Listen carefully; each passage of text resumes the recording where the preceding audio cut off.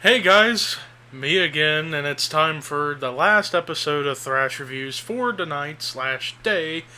And this one's an interesting one as I continue to review hard rock metal albums of the year. This time, for the final one for tonight, it is the latest release that came out 3 weeks ago from Swedish melodic death metal band, in fact, one of the pioneers of melodic death metal, Dark Tranquillity, and their album ATOMA. This is the band's 11th album, I believe. I better just double check just to make sure, so that way I'm not screwing it all up in that regard. Yeah, it is their 11th. I should just trust myself.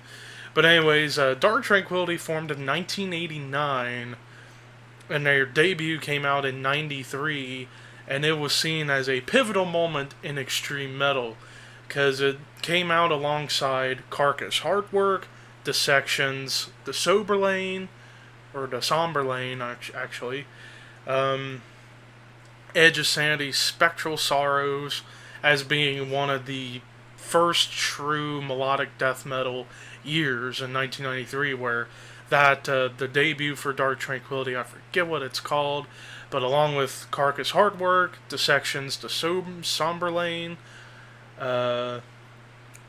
Edge of Sanity, Spectral Sorrows, and probably some others I don't know of off the top of my head, but that was the year for melodic death metal to be born in a sense.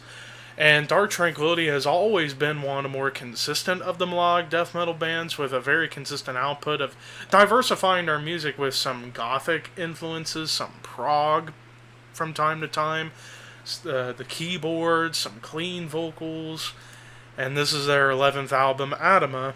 So let's take a look and see what one of the all-time greats of melodeath had to offer. The opening track, probably one of my favorites of the album, Encircled. It just goes through so much. There's those thrash tempos, there's the keyboards, the guitar melodies that is apparent in this band as well as in all of melodic death metal. And this song certainly kicked off what was to be a good album. Then it continues with the track Faithless by Default, where the clean vocals really shine through. There was a couple tracks prior, I believe, the title track and even the song Force of Hand. There was those clean vocal moments, but this one was where it was much more at attention than the previous tracks beforehand. And also on top of that, the music itself is just incredibly well done, well written. The guitars, this is a hell of a guitar album, I must say that right now.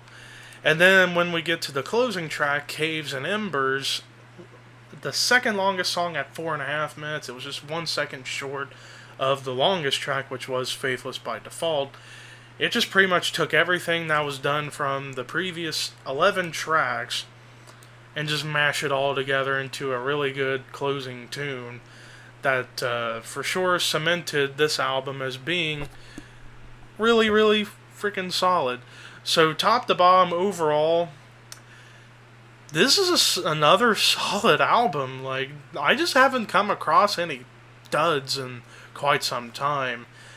I would probably give this one an 87 out of 100. Yeah, 87 out of 100 for ATOMA by Dark Tranquillity. Now, people are wondering, why are my reviews becoming so short now? Well, it's because, for one, I'm trying to also get a bunch of reviews done before the weekend is over. And also, I just feel for me, it's becoming better to get short and sweet to the point on a lot of these reviews. Unless it's a big one that I really need to talk a lot about, like Hardwired to Self-Destruct by Metallica last week. And, yeah. But anyways, I hope you guys enjoyed this review. We got a few more left. Those will be handled tomorrow and Sunday. But until next time, peace out, and have a good night. Or morning.